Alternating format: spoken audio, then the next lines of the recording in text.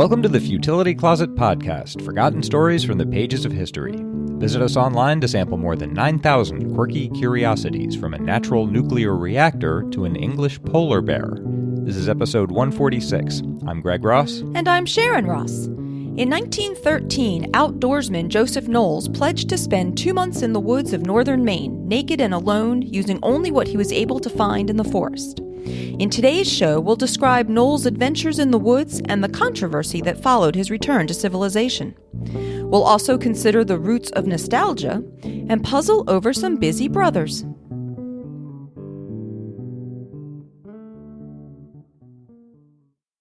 Just a reminder that Futility Closet is supported primarily by our listeners. We want to thank everyone who helps us be able to keep making the show. And this week, we also want to particularly thank some of our super patrons who have pledged $10 or more an episode through our Patreon page. So we are sending a special Futility Closet shout out to Logan and Reed Savory. If you want to join Logan, Reed, and all our other wonderful patrons, please go to patreon.com/futilitycloset or see the support us section of the website. And I also want to thank everyone who has sent in donations to the show, which are also really appreciated, including the one that we got recently that was expressly designated for buying catnip for Sasha. So thank you for those, from all three of us. On the morning of August 4th, 1913, a 43-year-old newspaper artist named Joseph Knowles stood at the edge of the woods outside Eustis, Maine, east of the border with Quebec. Surrounding him were a crowd of reporters and onlookers. Knowles stripped off his brown suit and stood before them in an athletic supporter. He had pledged to spend 2 months in the wilderness of the Dead River using only his wits and what he found in the forest. He'd have no human contact. After he smoked a last cigarette, 2 New York doctors looked him over and signed a statement. It said, "On August 4th, 1913, the undersigned observed Joseph Knowles disrobe and deliver his effects to Harry M. Pierce on the shore of Spencer Lake, after submitting to our examination to see that he concealed no material of any kind that would aid him in any way. He entered the forest at 10:40 a.m. alone, empty-handed, and without clothing." Knowles shook hands all around and stepped onto the trail. His last words to the onlookers were, "See you later, boys." He later wrote, "At the top of the incline, where in another moment I would be out of sight among the trees, I paused and waved once more to the waiting crowd below. Then I struck out straight along the trail. I had left civilization." The woods were familiar to Knowles. He'd been raised in rural Maine and 10 years earlier had worked as a trapper and hunting guide. He considered himself an expert in wilderness survival and animal behavior. According to Jim Motavalli, who has written the most comprehensive account of all this, he could skin a bear, build a shelter, and make a fire. And he was very confident of success. He told the Boston Post, which was sponsoring the experiment, "When I emerge in October, I shall be sufficiently clothed to walk the city streets. From cap to heels, I shall be fitted out with at least one outfit and may possibly have a variety to suit weather conditions. I shall go before medical experts for examination immediately after I come out of the woods." He planned to live off berries and wild vegetables until he could find something more substantial to eat. He said, "My first meat luxury will be frogs' legs. The frogs are easy to catch, as all schoolboys know. My only requirement will be a club to secure them." He promised to send out regular dispatches on birch bark written with charcoal from his cooking fires. And now he set to work. Knowles was a grade school dropout, the son of a disabled Civil War veteran. As a youth, he had run away from home and lied about his age to get jobs on cargo ships on which he saw the world. Later, he enlisted in the Navy, and in 1903, he began working part-time as a newspaper illustrator in Boston. He later said that the idea for the woodland experiment had come to him in a dream, in which he found himself lost in the woods and worked out how he would survive, eating berries, setting snares, and catching fish. A newspaperman had overheard him describing this dream, and eventually the Boston Post arranged to sponsor the experiment. That story has proven hard to corroborate. Most likely he invented the idea in Boston and peddled it to various papers. In any case, it proved to be a good investment. The Post later reported that its circulation more than doubled during Knowles' adventure from 200,000 to 436,000. That's for a number of reasons. The 1900s was already the golden age of publicity stunts. People were sitting on flagpoles and going over Niagara Falls in barrels. But Knowles was also addressing the fear that city life was making men weak, intellectual, and dissolute. America had expanded to the Pacific and settled California and was now turning to industry. People worried that this had blunted our sense of self-reliance, that Americans had lost the resourcefulness of their ancestors, and this fear had inspired a new interest in nature. Tarzan of the Apes had been published in 1912 and become a bestseller. Ernest Thompson Seton and Robert Baden-Powell were promoting scouting, and Jack London was writing tales about courage and survival in the wilderness. Teddy Roosevelt had said that modern man needed to avoid over-sentimentality and over-softness while living in cities. He wrote, "Unless we keep the barbarian virtues, gaining the civilized ones will be of little avail." Knowles promised that modern man could live off the land just as well as his ancestors. The Post Sunday editor said he'd undertaken the experiment, quote, to learn whether the human race has become so sissified that it could no longer combat the rigors and dangers which beset primitive man. In the woods now, Knowles set off over a small hill called Bear Mountain, headed toward Spencer Lake. When he was alone, he threw away even the athletic supporter so that he was entirely naked. He saw a deer and paused. "She looked good to me," he wrote later, and for the first time in my life I envied a deer her hide. I could not help thinking what a fine pair of chaps her hide would make and how good a strip of smoked venison would taste a little later. There before me was food and protection, food that millionaires would envy, and clothing that would outwear the most costly suit the tailor could supply.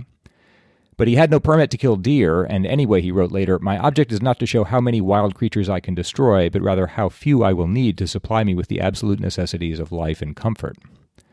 He set about organizing his life in the forest, and true to his promise, he made detailed descriptions of each day's activities, including charcoal sketches, and left them in a designated spot for the newspaper's editors to pick up. Soon the Post readers learned that he'd constructed a lean-to, made leggings of witchgrass, and built a dam across Little Spencer Stream to channel fish into a trap. On the fourth morning, he built a fire and cooked trout for breakfast. He wrote, "The idea of going out of the forest had left me. I began to go about things as if I were a man of the forest itself." He complained of loneliness, but befriended an albino fawn and her mother. After a pause of 11 days, he provided a drawing of a wildcat, and then the Post ran a surprising headline: "Knowles catches bear in pit and kills it with club." It wasn't yet bear hunting season, but he now had food and clothing, and the Post could tease its readers with the idea that Knowles might now be hunted by game wardens. Knowles seemed increasingly comfortable in the woods. He roofed his lean-to with birch bark and installed a bed of fir boughs. He made a calendar and marked the arrival of his 44th birthday. He composed a letter to President Wilson, saying that his object was to, quote, demonstrate that modern man is not only the equal of primitive man in ability to maintain himself, but that civilization has so improved the human mind that he may add to primitive life accomplishments which our early ancestors never knew. Eventually, he killed a deer with his bare hands, adding to his crimes, and he also built fires without a guide, which was another violation. By September 28th, he was reluctant to simply walk out of the woods as he'd planned, as game wardens might lead him away in handcuffs. Instead, he decided to march 30 miles into Quebec, where the nearest sizable town was Lac-Mégantic. He moved along natural game trails, orienting himself by noting the moss growth on trees. On October 3rd, he reached the Canadian border, and the next day he emerged on the tracks of the Canadian Pacific Railroad 7 miles from Mégantic. When he returned to civilization, he was greeted with bunting, brass bands, British and American officials, and 4 Maine game wardens who had come to escort him home. They fined him $205 for killing animals out of season, hunting and trapping without a license, and making an illegal fire, but this was nothing beside his new popularity. On a victory tour, he was greeted by crowds of 10,000 in Portland and 8,000 in Augusta, and in his hometown, children were let out of school to attend a celebration in the town square. After 5 days of celebrations in Maine, he went to Boston, where as many as 200,000 people, a third of the city's population, turned out to see him at various locations on a single day. He made all these appearances still clad in his bearskin and displaying his new physique. During his 2 months in the woods, his weight had dropped from a pudgy 204 pounds to a lean 174. In Cambridge, a doctor examined him and said, "If you want to see what the pink of condition means, just look at Mr. Knowles." He published a book about his adventure, Alone in the Wilderness, which sold 30,000 copies, rivaling Tarzan of the Apes on the bestseller list. And he was booked in vaudeville theaters around the country as a master of woodcraft, earning $1,200 a week. That's about $29,000 today. But by autumn, doubts were beginning to rise. In late October, the Hartford Courant wondered whether, quote, the biggest fake of the century has been palmed off on a credulous public. And on November 30th, the Post's rival, the Boston Sunday American, published an expose accusing him directly of fraud. Reporter Bert Ford had spent 7 weeks combing the woods around Spencer Lake and declared that Knowles had spent his 2 months fully clothed with an unnamed manager in a log cabin near Spencer Lake, with food and even female companionship delivered to him.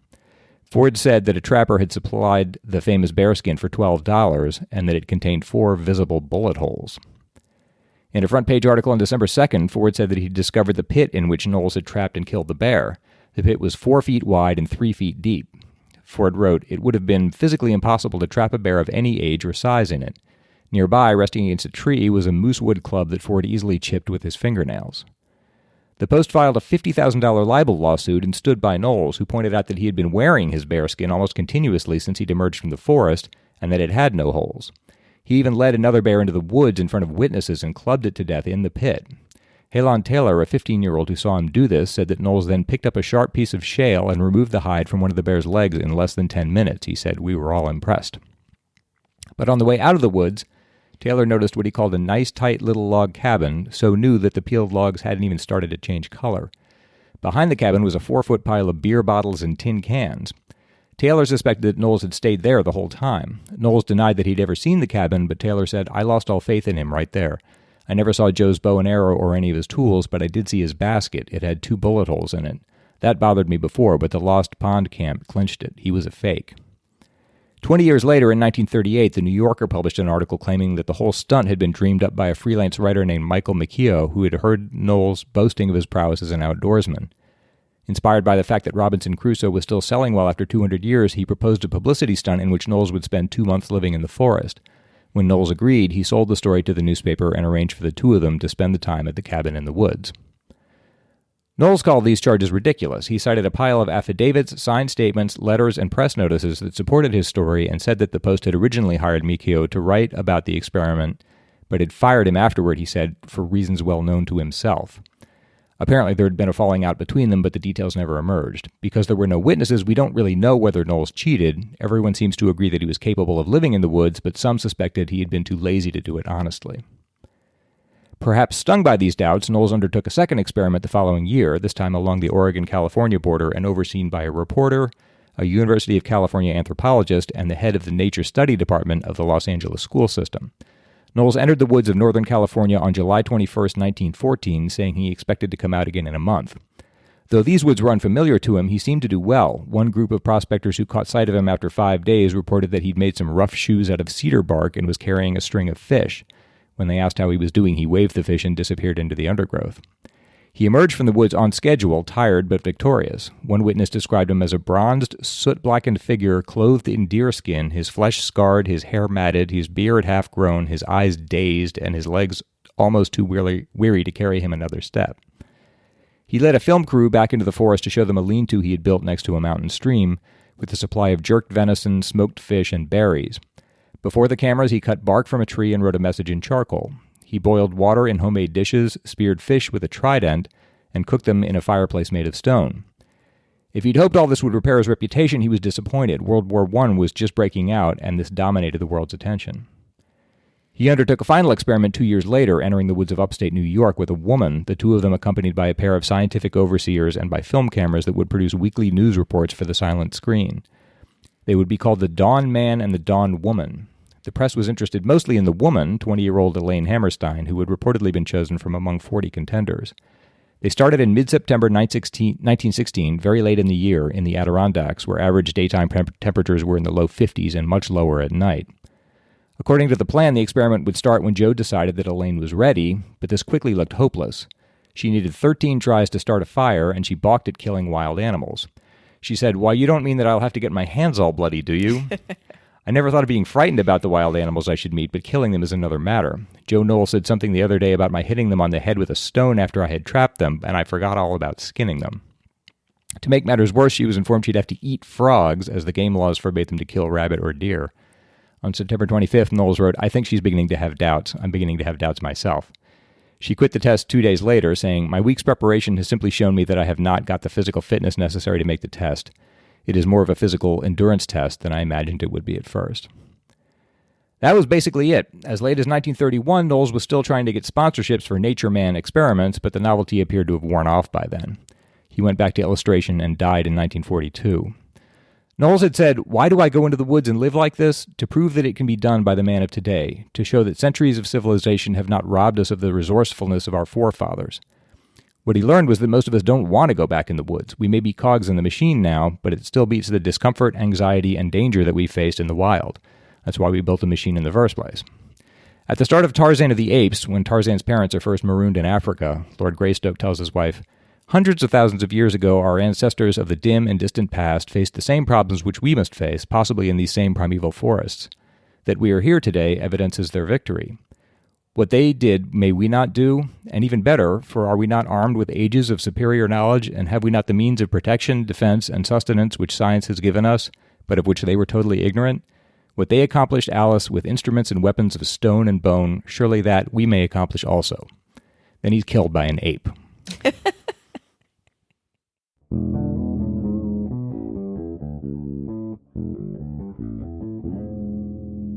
We all expect our glasses to help us see better, but that's not always the case. Oftentimes, smudges, scratches, or even reflections on your lenses can obstruct your vision and be a huge distraction.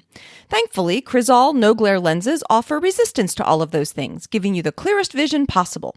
That means no more fingerprint smudges from taking your glasses on and off, or scratches from cleaning your lenses on your shirt. Crizal lenses even protect against blinding glares from the headlights of oncoming traffic, as well as harmful UV light and harmful blue-violet light from digital screens. Not to mention, their labs use extensive tests to ensure your lenses meet the highest standards of testing, so you can be confident in the quality of your lenses. And because Crizal no-glare lenses stay clear and reduce distracting glare, your friends and family can actually see your eyes, not just your glasses. Look better, feel better, and most importantly, stay immersed in the world around you, not just your lenses. Go to Crizal.com to learn more. That's CRIZAL.com and start living life in the clear.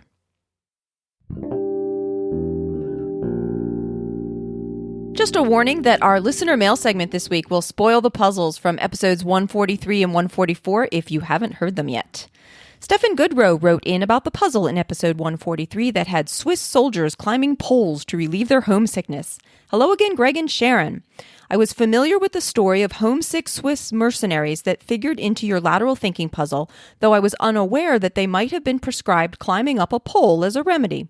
I knew of it as a word origin story because someone at the time coined a Greek-derived term to refer to their condition.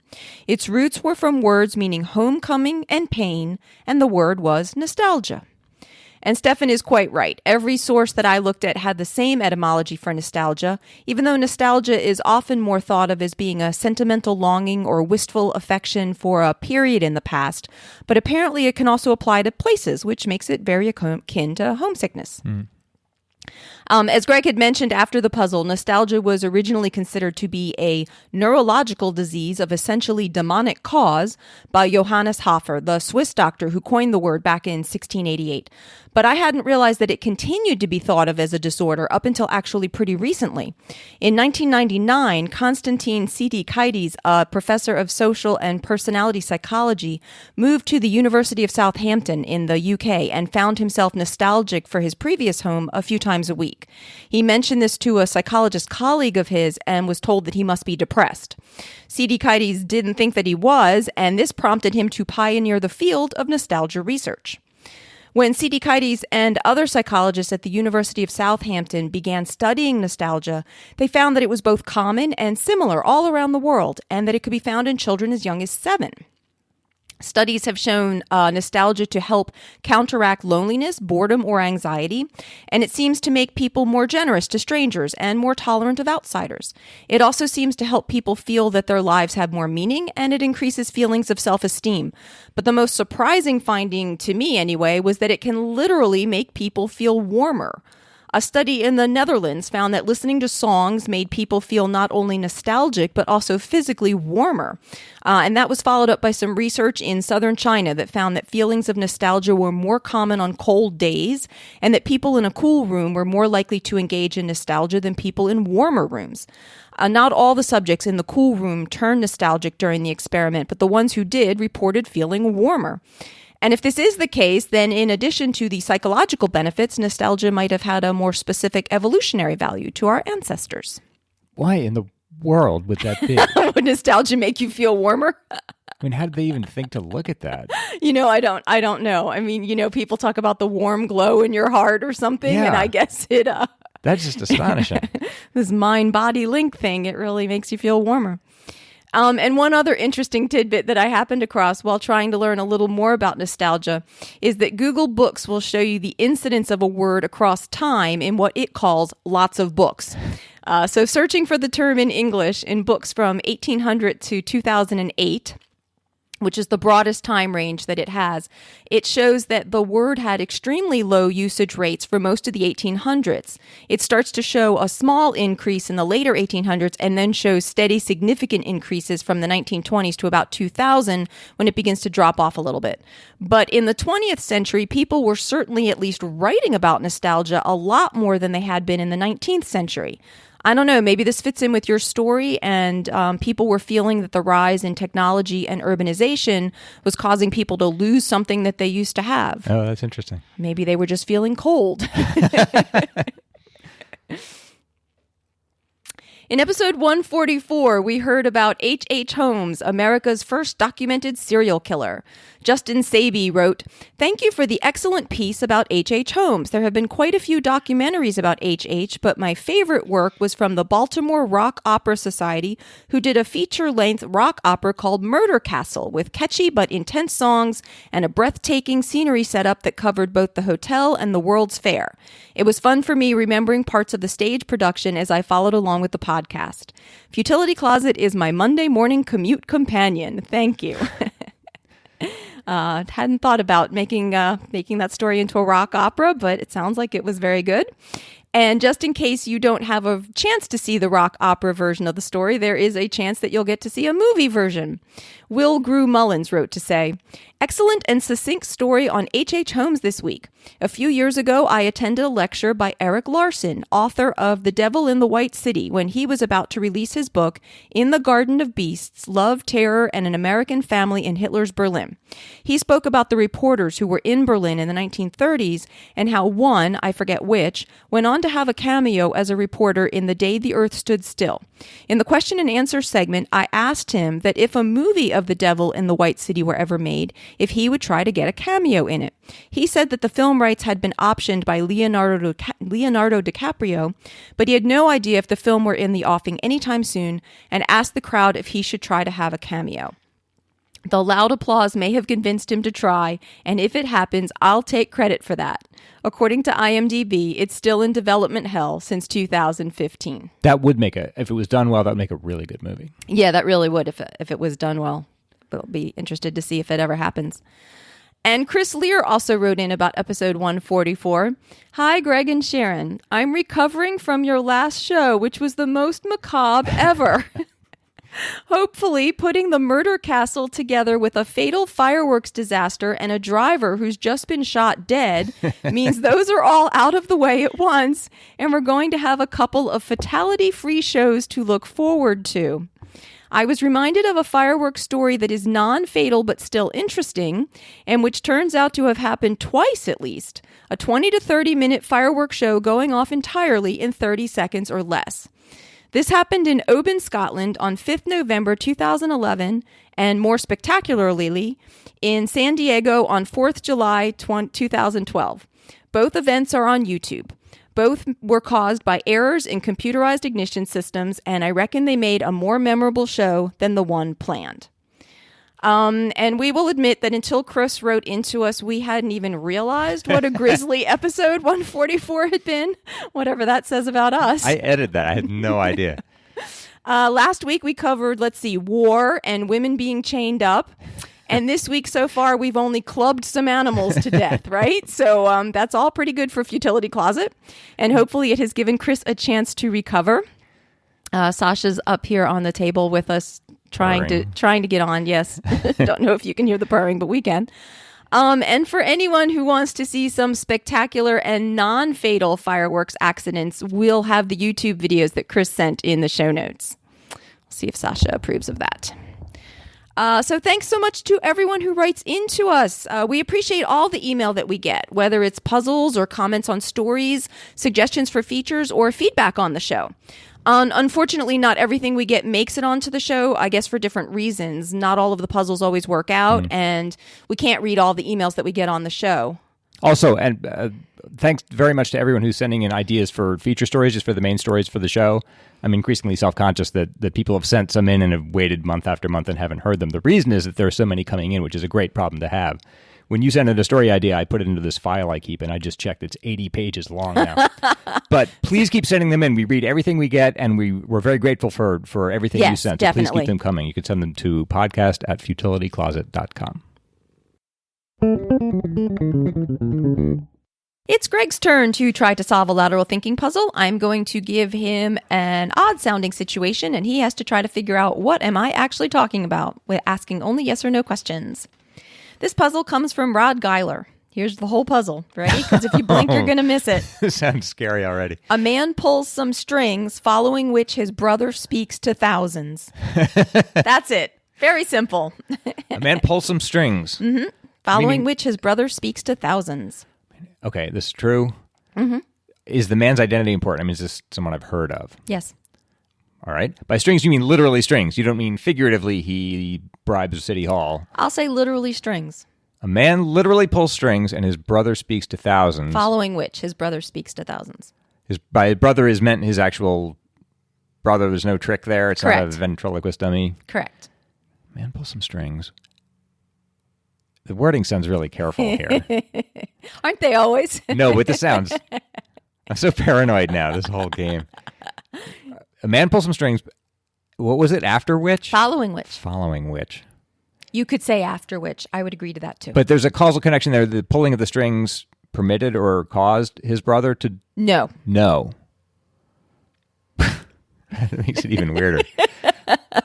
A man pulls some strings following which his brother... Speaks to thousands. All right, let's just work on the second half of that. Okay. Do I know his brother's identity? You do. These are famous brothers. I don't know. I've heard of these brothers. You've heard of them. Both of them. Semi-famous, maybe. Speaks to thousands of people. Yes. Does he speak to them directly? Like, are they present? Or is he doing this like on the radio? Somewhat like that. Television? No. Somewhat like radio. Yes. That's the closest. Yeah, that's closer than television. Speaks to thousands. I feel like this is going to be one of those, like when you see it, these seem really obvious. Maybe. We'll see. Speaks to thousands of people. Yes. Yeah. All right. Would it help me to pursue what he's saying to them? Nope. I keep bouncing around between the two brothers. Right. Work out how he's speaking to the thousands. Well, there's some technological Yes. I would agree to that. mechanism in between them that's Yes. somewhat like radio. Yes. Radio's the closest. Is it live? It's not No. like a phonograph recording? It's not live. It's not a live. phonograph. But it's a recording of some It's a kind? recording, yes. So his brother speaks. Yes. I feel like I'm really close to this already. But I can't think of it. His brother speaks, and that his voice, at least, is recorded. Yes. And then thousands of people are able to hear the recording. Later, yes. Later. Yes. Pull some strings. Pull some strings. So it's just, the whole trick here is that some kind of technology, some invention connected with recording voices. Is it a phonograph? Is that what it is? No. Tape? Would it help me to know what No. time period this is? It's the present day. Pull some strings.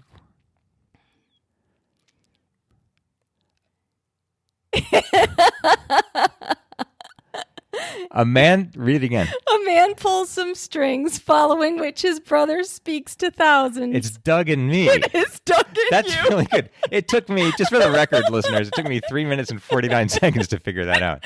And Rod says, I know it looks really lame and everyone will be shouting obvious, but as Greg seems a modest man, I doubt he'll get it straight away. So thank you so much, Rod, for that puzzle. And if anyone else has a puzzle they'd like to send in for us to try, please send it to us at podcast@futilitycloset.com. And if you want to specify which one of us should get the puzzle to give to the other person, go ahead and put that in the subject line. That's our show for today. If you're looking for more quirky curiosities, check out the Futility Closet books on Amazon or visit the website at futilitycloset.com, where you can sample more than 9,000 oblectating omniana. At the website, you can also see the show notes for the podcast with links and references for the topics in today's show. If you like our podcast and want to help support it, please see the Support Us page of our website. You can also help us out by telling your friends about us or by leaving a review on iTunes or other podcast directories. If you have any questions or comments about the show, you can reach us by email at podcast@futilitycloset.com. Our music was written and performed by Greg's string-pulling brother, Doug Ross. Thanks for listening, and we'll talk to you next week.